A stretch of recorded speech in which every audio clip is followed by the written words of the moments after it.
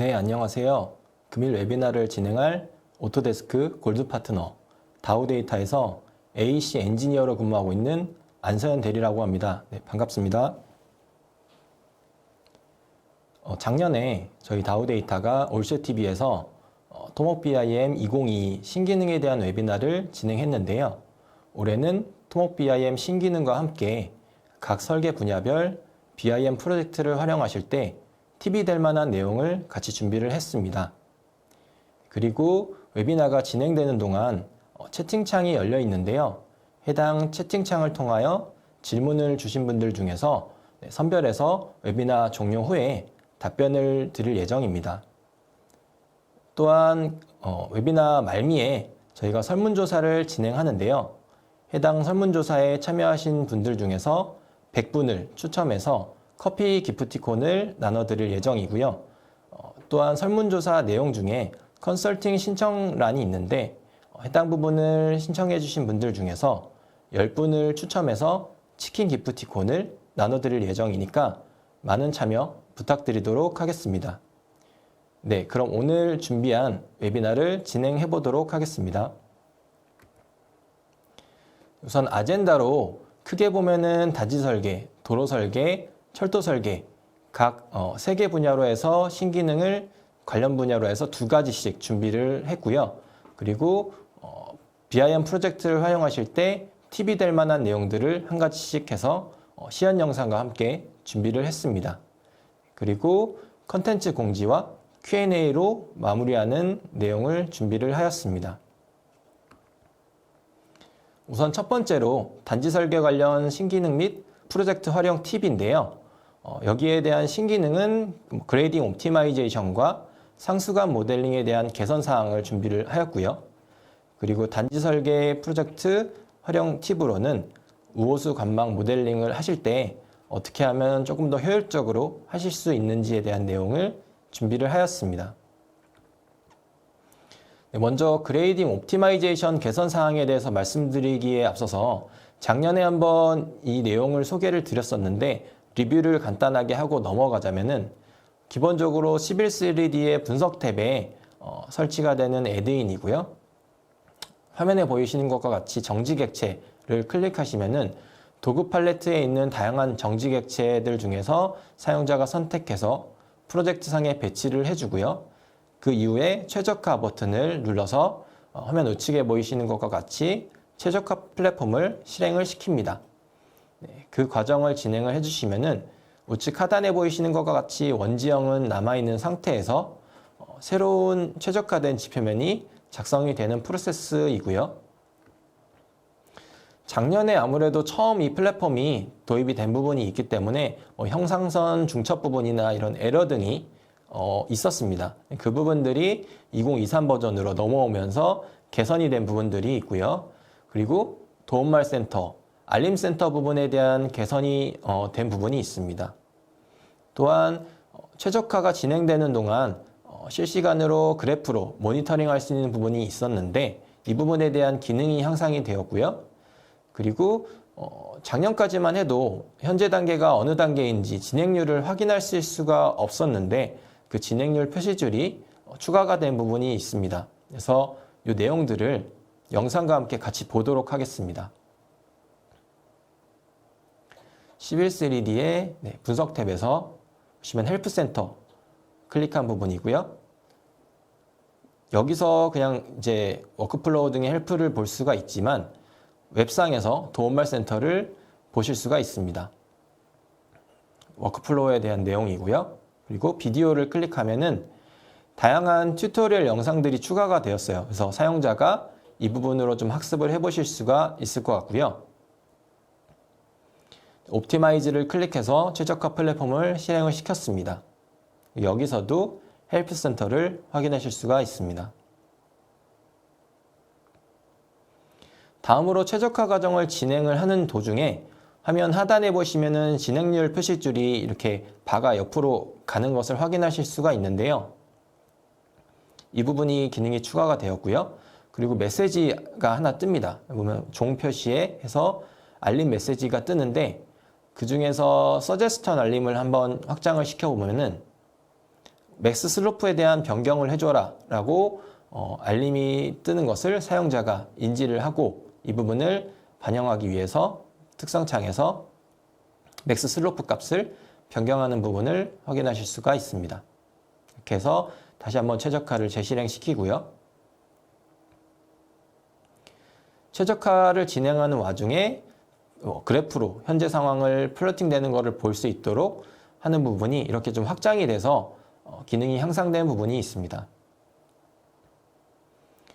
또한 실시간으로 절성토량이 어떻게 변화되는지도 이렇게 좀 확인하실 수가 있고요. 네, 이렇게 그레이딩 옵티마이제이션 개선 사항을 소개를 드렸고요.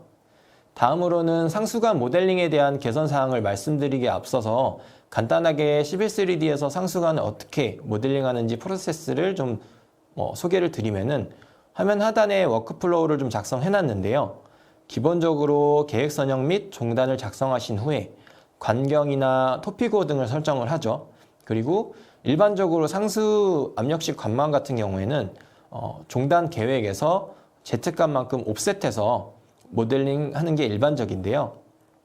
그러한 방식으로 해서 모델링 하신 후에 만약에 곡관이나 밸브 등의 구조물을 추가하거나 편집하고자 하신다고 하시면은 11.3D 관망 요소 리스트에서 작성을 하시거나 아니면 인벤터에서 수정을 하셔서 압력식 관망을 작성 완료하는 과정이라고 보시면 될 것 같습니다.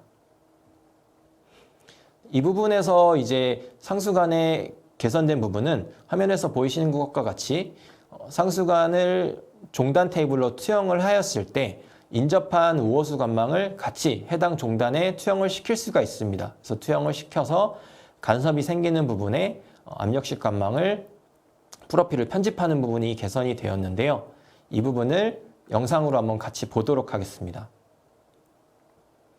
현재 단지에 다양한 상수, 우수, 오수 관들이 모델링이 되어 있죠.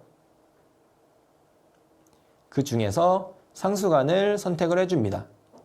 그리고 종단을 설정하기 위해서 입력상자에서 각각의 설정값들을 입력을 해주고요.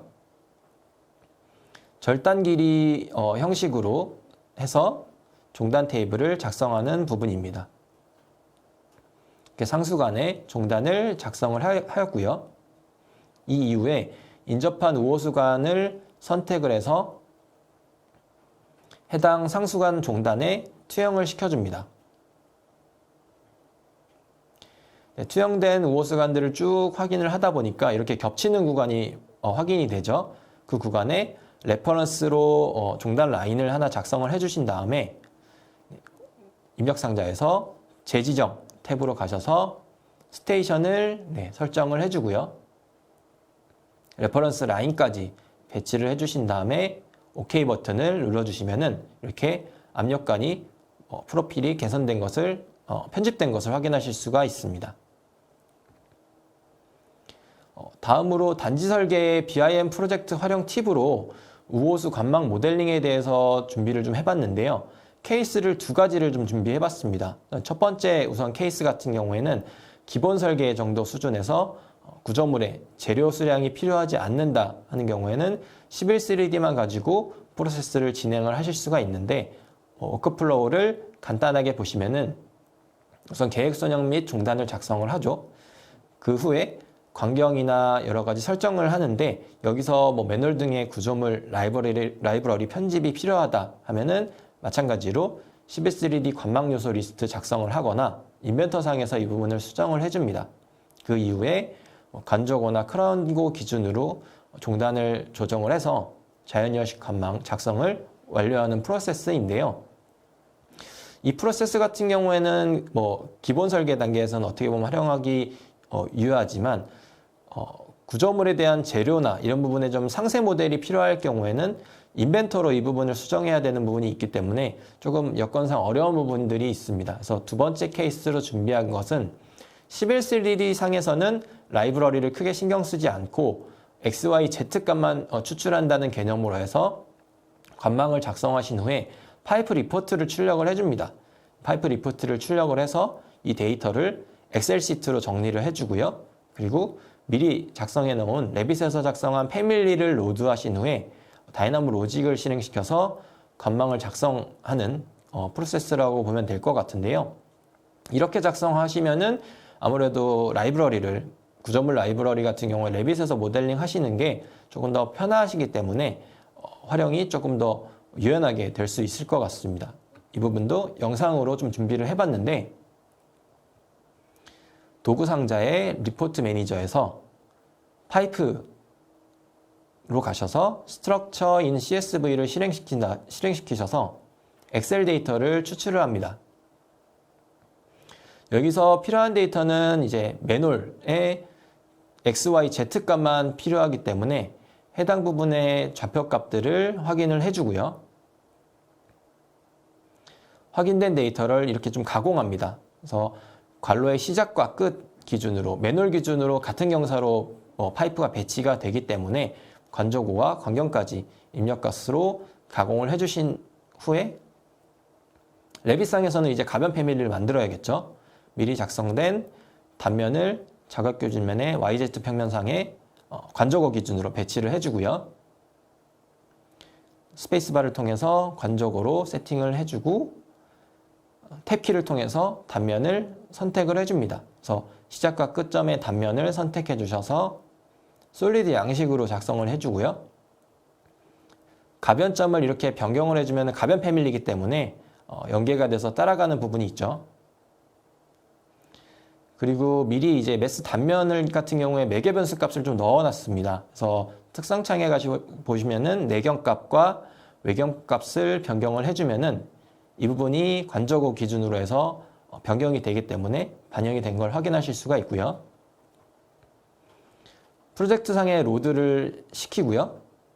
그 다음으로는 아주 간단한 다이나모 로직을 좀 작성해 봤는데 임포트로 아까 가공된 엑셀 데이터를 입력을 해주고 마지막 가변 패밀리까지 연계를 시켜줍니다. 이렇게 해서 로직을 실행을 시키면은 프로젝트에서 보시면은 이렇게 시작점과 끝점 기준으로 가변 패밀리가 배치가 된 것을 확인하실 수가 있고요. 관조고 기준으로 배치가 되죠. 현재 여기서는 파이프값만 모델링이 되었는데 여기에 매놀 라이브러리도 작성하셔서 좌표에 배치를 해주시면은 조금 더 효율적으로 프로세스를 활용하실 수가 있을 것 같습니다. 다음으로 이제 두 번째로 도로 설계 관련 신기능 및 프로젝트 활용 팁인데요. 여기서는 인프라웍스에서 계획 모델링으로 교량을 작성하는 부분과 함께 코리더 타겟팅 업데이트 내용을 신기능으로 준비를 하였고요. 그리고 BIM 활용 팁으로는 WBS 코드를 입력하는데 11.3D와 레빗에서 각각 입력하는 방법을 준비를 해봤습니다. 우선 인프라웍스에서 계획 모델링을 하는 거에 대한 설명에 앞서서 기본적인 개념을 좀 설명을 드리면은 플래닝 로드를 만드셨으면은 그 이후에 컴포넌트 로드로 변경을 해주시고 그 다음에 화면에 보이시는 것과 같이 add 스트럭처를 통해서 브릿지를 만들 구간을 설정을 해줍니다. 구간이 설정된 후에 피어나 거더 등의 이제 라이브러리들을 변경이나 배치해 주시는 프로세스라고 보시면 될 것 같은데요. 작년까지만 해도 이 부분이 이제 라이브러리들이 인벤터에서 작성은 되는데 플러그인을 통해서 이제 인프라웍스로 들어온 부분이 있었습니다. 그래서 그 부분이 조금 불편한 부분이 있었는데 2023 버전부터는 인벤터의 IPT 파일이 그대로 인프라웍스에 로드되도록 업데이트가 된 부분이 있는데요. 이 부분을 영상으로 한번 같이 보도록 하겠습니다. 네, 현재 피어가 하나 선택이 됐죠. 그리고 피어 선택하다 보면은 타입이 여러 가지 타입들이 있어요.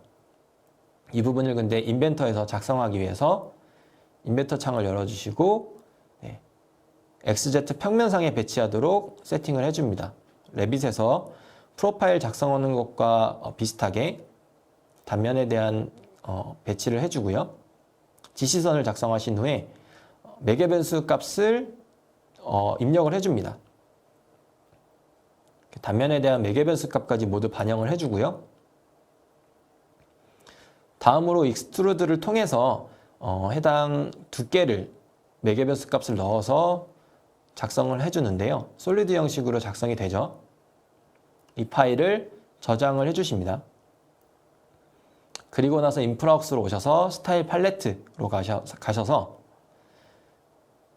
피어 폴더로 이 라이브러리 임포트를 해줍니다. IPT 파일을 그대로 임포트를 하죠. 그러신 후에 UI 어피어런스를 보면은 다양한 레이블들이 있는데 이 부분들의 설정을 좀 변경을 해줍니다. 사용자화하는 부분이죠. 그래서 변경을 해주신 후에 OK 버튼을 눌러서 라이브러리를 입력을 해주고 네임까지 변경을 해줍니다. 그리고 변경된 라이브러리를 선택해 주신 다음에 피어를 변경해 주시고 매개 변수 값까지 이렇게 반영이 되는 것을 확인하실 수가 있고요. 피어를 우클릭해서 Apply to All 피어를 하면은 전체 피어가 다 해당 라이브러리로 변경되는 것을 확인하실 수가 있습니다. 이렇게 해서 도로 계획 모델링이나 마스터 플랜 등의 시연이 필요하다 하는 경우에 인프라웍스 상에서 좀 효과적으로 활용을 해보실 수가 있을 것 같고요. 다음으로 코리더 타겟팅 부분에 업데이트된 내용들이 있는데 화면의 우측에서 보시면은 3가지 정도 설명을 드리면 우선 대상 타겟을 할 때 타겟에 대한 객체들을 여러 개 넣는 경우에 직접 열어서 어떤 객체들이 들어갔는지 확인해야 하는 불편함이 있었는데 2023 버전부터는 커서를 갖다 대면은 그 부분들이 뜨도록 변경이 되었고요. 그리고 선형별로 그리고 폴리라인별로 필터링하는 부분이 추가가 됐습니다. 그래서 검색을 통해서 필터해서 객체를 넣도록 개선이 되었고요. 그리고 화면 하단에 보면은 지표면을 일괄적으로 넣는 부분이 개선이 되었습니다. 이렇게 개선된 부분이 있고요. 다음으로는 3D 솔리드 부분인데 보통 이제 코리더를 작성하신 후에 3D 솔리드를 추출하고 다시 코리더를 재작성하는 경우에 이 미리 작성된 3D 솔리드와 연계가 잘 되지 않는 부분이 있었어요. 근데 그 부분들이 많이 개선이 되었는데 앞에 말씀드린 내용과 지금 말씀드린 내용을 같이 영상으로 또 보도록 하겠습니다. 코리더를 하나 선택해주고 에디트 타겟을 눌러서 입력상자를 띄워주고요. 이 부분은 이제 필터 부분입니다. 네임을 선택해서 내가 원하는 이름값으로 검색을 해서 선택을 해주시는 부분이고요. 그리고 라인도 마찬가지로 해당 라인에 대한 부분만 선택해서 객체를 체크해서 배치하는 부분이고요. 다음은 보면은 옵셋에 대한 커서로 해서 뜨는 부분인데 화면상에 나타나죠. 다양한 객체들이 있는 걸 커서가 갖다 대면은 이 부분이 확인이 가능합니다. 그리고 폴리라인을 여러 개를 선택을 해서 폴리라인의 레이어 값을 변경을 해주는 부분이고요. 이 부분을 이제 대상 매핑을 하려는 부분이거든요. 그래서 디테일 부분이 좀 개선이 됐어요. 이렇게 폴리라인을 좀 직관적으로 볼 수 있도록 개선이 된 부분이 있습니다.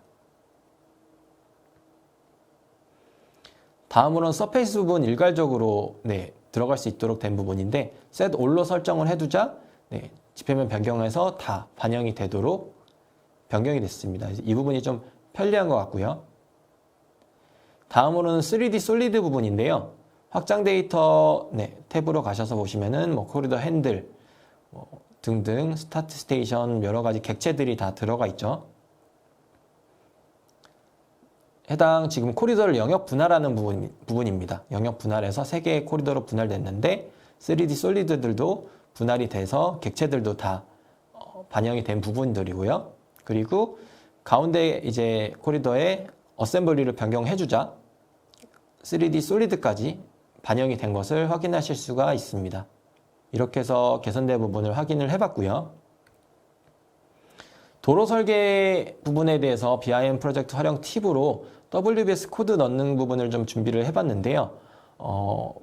도로 공사뿐만 아니라 철도공단, LH 등등 다양한 실시 설계 프로젝트를 할 때 WBS 코드를 넣는 게 필수적으로 좀 되고 있죠. 그래서 이 지금 샘플로 준비한 거는 국도 및 하천 분야의 WBS 분류 체계의 값을 넣는 것을 샘플로 좀 준비를 해봤고요. 좌측에 보이시는 이미지는 11 3D 상에서 WBS 코드를 넣는 이미지고, 가운데 이미지 같은 경우에는 레빗상에서 특성창에 WBS 코드를 넣는 이미지인데요. 이 부분 같은 경우에도 영상으로, 좀 쉬운 영상으로 제가 만들어 봤는데 같이 한번 보도록 하겠습니다. 11 3D 상의 특성 세트 정의로 가셔서 스타일을 새로 하나 만들어 줍니다. WBS로 해서 스타일을 하나 새로 만들어 주고요. 적용 부분에 저는 일단은 모드 선택, 객체 모드 선택으로 설정을 해줬습니다. 그리고 정의에서 앞서 있는 분류 체계의 그 코드뿐만 아니라 NM 코드와 풀 WBS 코드까지 항목값을 모두 문자로 해서 만들어 놨고요. 3D 솔리드 중에 사면 부분을 유사 선택으로 해서 모두 선택을 하신 후에 확장 데이터 탭에서 이 특성 세트를 추가하는 과정입니다. 추가를 해주자 항목값이 들어갔고, 여기에 입력값을 사면에 대한 분류체계 값으로 넣어주는 부분이고요.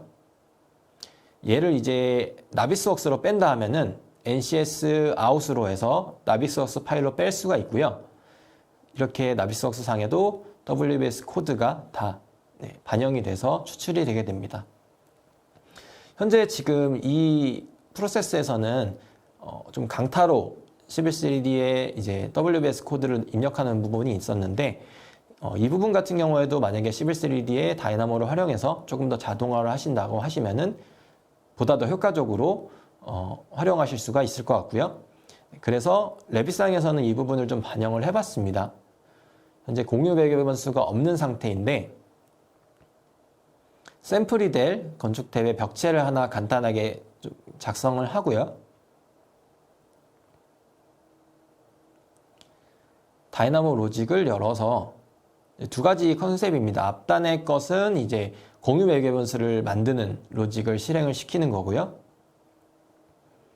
동결을 풀어서 두 번째 로직 같은 경우에는 공유 매개 변수의 항목값과 입력값을 넣는 프로세스입니다. 그래서 항목값을 영문명 순서로 소팅을 해주는 부분이고, 거기에 대한 입력값을 모두 배치해주는 부분입니다.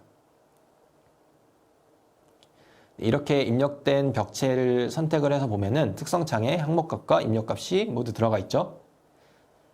그리고 관리 탭에 공유 매개변수로 가보시면은 매개변수 그룹과 항목값이 모두 들어간 것을 확인을 하실 수가 있습니다. 네. 이렇게 해서 WBS 코드를 좀 효과적으로 반복 작업 없이 작업할 수 있는 프로세스를 소개를 드렸고요. 다음으로는 철도 설계 관련 신기능 및 프로젝트 활용 팁인데요. 신기능으로는 지오테크니컬 모델러, 그리고 11 3D 2023 다이나모에 대한 업데이트 내용을 좀 준비를 해봤고요. 그리고 BIM 활용 팁으로는 철도 터널 프로젝트에서 지보 패턴을 어떻게 하면 매개변수를 반영해서 좀 효과적으로 모델링을 할 수 있는지에 대한 내용을 준비를 해봤습니다. 우선 지오테크니컬 모델러에 대해서 말씀드리기에 앞서서 화면 우측에 보시면은 이거는 샘플인데, 이러한 시추주상도 데이터가 들어오게 되면은 이 데이터를 11 3D의 기본 기능만으로 구현하기는 좀 어려운 부분이 있습니다. 그래서 이 데이터를 활용해서 좌측 화면에 보이시는 것과 같이 암지 표면을 작성하고자 한다 하면은 지오테크니컬 모델러를 활용하시면 되실 것 같은데, 최근 철도 프로젝트 같은 경우에 절송토량 산출까지는 하지는 않지만 통합 모델의 이런 암지 표면들을 모델링하는 부분들이 있어요. 그래서 이 부분에 대해서 조금 더 유의해 주실 부분들은 이 주상도 데이터들이 각 측정별로 주사폭만큼 필수 데이터들이 다 들어오지는 않기 때문에 그 부분은 이제 사전에 좀 유의하셔야 될 부분으로 확인이 되고요. 지금 좌측에 보이시는 게 기존의 11 3D 2021 버전까지 지오테크니컬 모듈에 대한 인터페이스인데, 커넥트, 임포트, 다양한 단계를 거치죠. 그래서 좀 일반화할 수 없는 프로세스로 좀 복잡한 부분이 있었어요. 근데 우측에 화면에 보이시는 것과 같이 2022 버전부터 지오테크니컬 모델러라는 플랫폼으로 변경이 돼서 좀 컴팩트하게 필요한 기능만 쓸 수 있도록 변경이 된 부분이 있습니다. 그래서 이 부분 같은 경우에 영상으로 한번 또 같이 보시면은 지오테크니컬 모델러에 대한 애드인 들어와 있고, 매니지 데이터를 통해서 좌표값과 시추 주상도의 그 엑셀 값을 같이 넣어줍니다. 넣어줘서 보호를 작성을 해주고요. 그리고 빌드 서페이스를 선택을 해서 해당 부분에 지표면을 작성을 해줍니다. 주상도 기준으로 지표면을 작성을 해줘서 이렇게 지표면들이 들어와 있죠. 해당 지표면에 레이어를 켜주는 기능이라고 보면 될 것 같고요. 다음으로는 평면상에 주상도의 레이블을 좀 나타내는 기능입니다. 그리고 다음으로는 3D 뷰 상에서 약간 원기둥 형태로 주상도 모델을 추출해내는 과정으로 보면 될 것 같습니다. 서피스가 면으로 들어와 있고 주상도 원기둥 형태로 들어와 있죠.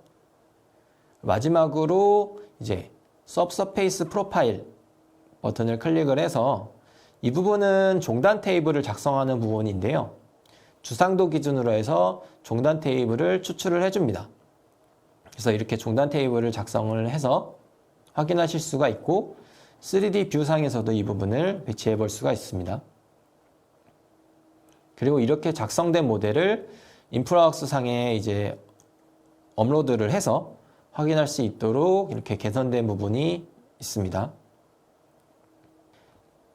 다음으로 11.3D 2023 다이나모 업데이트에 대한 내용인데 왜 이제 다이나모에 대한 내용을 철도 설계 분야에 넣어놨는지에 대해서 먼저 좀 말씀을 드리려고 하는데, 보통 최근에 나오는 철도 프로젝트 같은 경우에 여러 공구들이 작업을 하는데 한 공구당 터널 같은 경우에 5km 내외 굉장히 긴 구간으로 모델링을 해야 되죠. 그리고 그것뿐만 아니라 우측 상단에 보이시는 것과 같이 쇼크리트, 라이닝, 배수 콘크리트, 그것도 이제 상반, 하반, 이것뿐만 아니라 록볼트, 그라우팅, 허펄링 다양한 객체들이 있어요. 그리고 그 객체들을 또 R값에 따라서 10m 단위로 우측 하단에 보이시는 것 같이 끊어서 모델링할 필요가 있기 때문에 기본 기능만으로 모델링하는 부분에 있어서 좀 한계가 있고, 그리고 다이나모를 활용을 해야지 나중에 리비전 관리라든가 아니면은 다른 프로젝트에서 활용하실 때 좀 효과적인 부분이 있기 때문에 다이나모 부분을 철도 설계 분야로 좀 넣어봤습니다. 업데이트된 내용을 소개해드리기 위해서 좌측에 보이시는 이미지는 기존의 2022 버전까지의 다이나모 인터페이스라고 보면 될 것 같은데 큰 변화는 없었어요. 이제 버전 1.0대 버전에서 2.0대에 넘어올 때 일부 노드에 대한 변경이 있거나 이런 부분들은 있었는데 큰 변화가 없었어요. 근데 우측에 보이시는 이미지와 같이 2023 버전부터는 좀 인터페이스가 형광색 색상으로 변경된 부분이 있습니다. 이 부분은 11.3D와 레빗이 공통으로 반영된 부분이고요. 기능적으로 보자면 크게 한 3가지 정도가 이제 좀 업데이트가 되었는데, 와이어 업데이트 부분에서는 그 전까지는 와이어가 출력 포트와 입력 포트를 연결하는 기능밖에 없었는데 이제 추가된 부분은 핀으로 고정되는 기능과 앞선 노드를 워치로 볼 수 있는 자동으로 좀 그 부분을 생성하는 기능이 추가가 되었습니다. 노드 부분 같은 경우에 이제 입력 포트가 미리 연결된 포트 같은 경우에는 파란색, 그리고 연결이 안 된 포트 같은 경우는 빨간색으로 색상이 표시되도록 업데이트가 되었고요. 그리고 가장 우측에 보면 이 부분이 가장 큰 어떻게 보면은 개선이라고 보면 될 것 같은데, 그 전에 다이나모를 로직을 만들다 보면은 그룹을 한번 만들면은 다른 노드를 추가하거나 아니면 해당 그룹에 있는 것을 노드를 빼려고 하면은 그룹을 다시 다 삭제하고 그룹을 다시 만드는 좀 불편함이 있었는데 업데이트가 된 부분에서는 드래그 앤 드랍이나 몇 가지 좀 활용할 수 있는 기능이 개선이 됐습니다. 그래서 이 부분은 또 시연 영상으로 좀 작성을 해봤는데요. 11.3D 상에서 다이나모를 실행시켜서 라이브러리 탐색을 보시면은 좀 변경이 됐죠. 색상 등 노드를 하나 열어보면은 형광색으로 좀 반영이 된 것을 확인하실 수가 있고, 샘플러에서 엑셀 데이터를 임포트하는 3개의 노드를 좀 대상으로 해봤습니다. 파일 패스, 파일 프롬 패스, 그리고 엑셀 데이터 입력하는 노드까지 3개를 만들어서 빨간색으로 되는 그 입력 포트가 와이어 연결하자 파란색으로 변경되는 것을 확인하실 수가 있고요. 그리고 해당 노드를 그룹으로 만들어주는 부분, 그리고 앞선 노드를 드래그 앤 드랍으로 바로 그룹핑할 수 있는 부분이고요. 좀 간소하게 그룹을 볼 수 있는 부분, 그리고 아까 말씀드린 대로 앞서 이제 노드를 제거하는 부분입니다. 그래서 노드 하나를 선택을 해주시고 클릭 그룹에서 제거해 주시면은 이렇게 빠져나갈 수 있도록 개선이 되었습니다. 그리고 와이어 같은 경우에 플러스 버튼이 뜨게 되면은 그 부분을 핀 고정해 줄 수 있는 부분이 추가가 돼서 굉장히 복잡한 그 로직을 만들 때 좀 직관적으로 어디 좀 고정시킬 수 있도록 하실 수가 있을 것 같고요. 또 앞선 노드의 워치를 통해서 자동으로 어떤 객체들이 있는지 확인할 수 있는 노드가 중간에 들어갈 수 있도록 기능이 추가가 됐습니다. 그리고 마지막으로 그전까지는 작업 공간만 이미지로 내보낼 수가 있었는데 이제 업데이트된 부분에서는 배경에 대한 3D 이미지를 추출할 수 있도록 추가가 되었습니다. 그래서 보시면은 백으로 어떻게 모델 그 로직이 들어가 있는지에 대한 화면을 추출할 수 있도록 개선이 되었습니다. 네, 그리고 마지막으로 철도 설계 BIM 프로젝트 활용 팁으로 아까도 간단하게 먼저 설명을 드렸지만 우측 화면에 보시면은 하나의 지금 표준 다면 패턴인데요.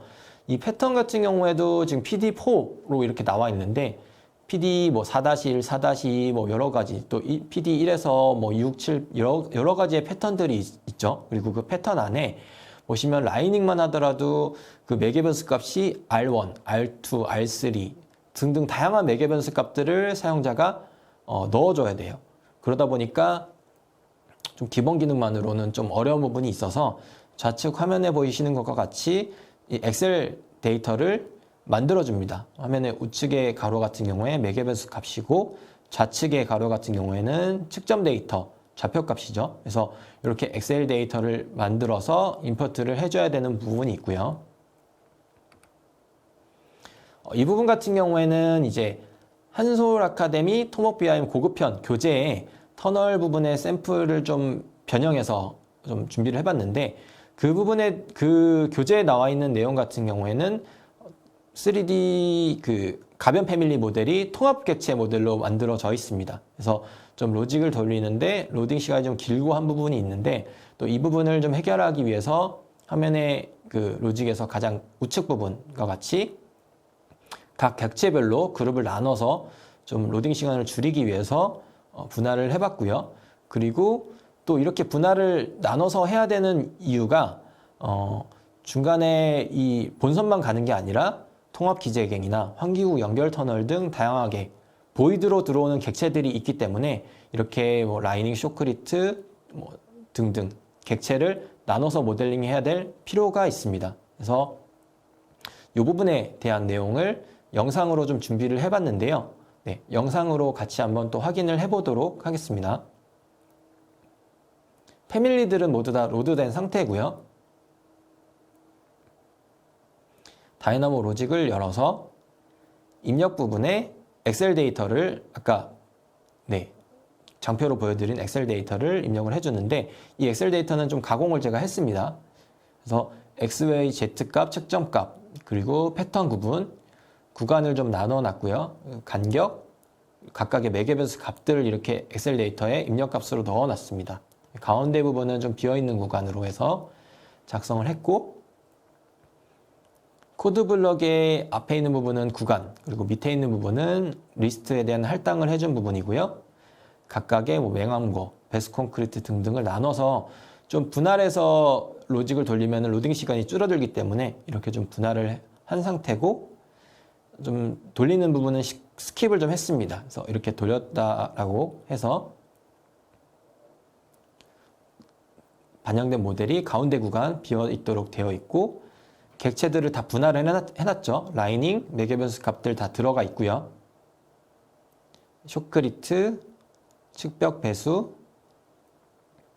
그 다음에 체험 콘크리트 등등 다 분할이 되어 있고요.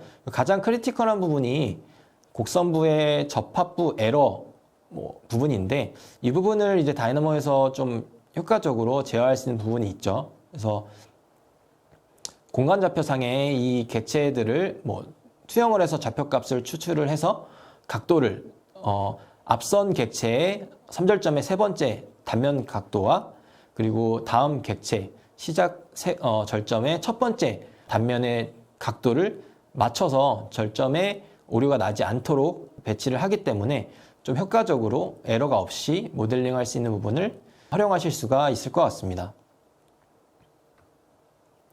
이렇게 해서 앞서 모두 이제 각 분야별로 설계 분야별로 소개를 드렸고요. 그리고 컨텐츠 공지를 하려고 하는데, 컨텐츠 예정되어 있는 사항과 그리고 비멜시에 대한 내용을 소개를 드리려고 합니다. 크게 컨텐츠 예정되어 있는 게 두 가지가 있는데, 오늘 웨비나 같은 경우에는 도로, 철도, 단지 이게 좀 통합해서 각각의 컨셉 개념으로 해서 개요 정도로 소개를 좀 드린 반면에, 추후에 웨비나가 될지 세미나가 될지 아직 확정되진 않았지만 KG로드 3.0 관련해서 도로공사 전면 BIM에 대한 내용으로 컨텐츠를 좀 준비하려고 하고 있고요. 그리고 단지 같은 경우에 KG로드 1.0 런칭과 관련해서 LH 3기 신도시나 이런 프로젝트 컨셉으로 해서 컨텐츠를 좀 특화해서 준비하려고 하고 있습니다. 그리고 이 KG랜드 1.0 같은 경우에 저희가 이 해당 웨비나가 종료된 이후에 이 웨비나 장표와 함께 KG랜드 1.0 이제 사전 신청, 베타 버전을 신청해 볼 수 있는 EDM까지 같이 전달드릴 예정인데요. 이 부분까지 한번 확인해 보시면 좋으실 것 같습니다. 그리고 비멜시 부분인데, 이 부분 같은 경우에는 작년에 한번 소개를 드렸죠. 그래서 사용자 인터페이스부터 해서 고급 기능, 그리고 웨비나에 대한 동영상까지 다양한 컨텐츠들이 올라가 있습니다. 그래서 이 컨텐츠들이 영상만 올라가 있는 게 아니라 화면에 우측에 보이시는 것과 같이 해당 영상에 대한 샘플까지 같이 다운로드 받아서 따라하기 해보실 수가 있으시니까, 오프라인 교육이 만약에 참석이 어렵다 하시는 분들은 이 부분을 통해서 좀 온라인으로 한번 스터디를 해보시면 좀 효과적으로 활용을 해보실 수 있을 것 같습니다. 이렇게 해서 오늘 제가 준비한 웨비나 내용은 모두 진행이 되었고요. 다음으로 Q&A 한번 진행을 해보도록 하겠습니다. 내용 온 거 중에 답변을 몇 가지 좀 해보려고 하는데요. 지오테크니컬 모델러 사용 시 직층별 심도는 반영되는데 지표면 형상이 반영되지 않아서 암층별 역전 형상이 일어나는 경우가 있던데 혹시 개선되었나요? 라는 질문을 올려주셨는데, 이 부분 같은 경우에는 아마 전에도 지오테크니컬 모듈 활용해 보신 분들 아시겠지만, 암층 역전 현상은 조금 케어하기 이 지오테크니컬 모델이나 이 부분에서 어려운 부분들이 있습니다. 그래서 이 부분에 대한 개선에 대한 부분은 앞으로 계속 또 지속적으로 개선이 될 예정이고요. 현재까지는 아직까지는 뚜렷한 부분에 개선이 되어 있지는 않는데, 만약에 이 부분에 대한 조금 더 기능적으로 개선이 필요하다라고 하시면은 아까 웨비나 말미에 말씀드린 것처럼 KG랜드나 이 부분에서 암층 역전 현상을 좀 방지하고 편집할 수 있는 부분이 있는 기능들이 있기 때문에 그 부분도 한번 관심을 가져보시면 좋으실 것 같습니다. 그리고 그레이딩 옵티마이제이션 기능이라는 것이 절성토 값을 비슷하게 만들기 위한 최적의 부지 정지 레벨만 선정해주는 기능만 있는 건가요? 라는 질문이 있는데, 이거는 절성토 값 보통 이제 부지 정지를 할 때 절성토 균형을 맞추는 게 굉장히 블록에서 중요하죠. 근데 여기서는 그 부분만 딱 선정해주는 기능이 있는 건 아니고요. 일단 아까는 설명을 드리지 않았는데 객체들이 다양하게 있어요. 건물 패드 그리고 배수 등등 다양한 객체들에 대한 것들을 이 부분에서 배치를 해주면은 그 부분들까지 다 고려가 돼서 최적화가 진행되는 부분이라고 보면 될 것 같습니다. 그래서 그렇게 확인을 해주시면 될 것 같고요.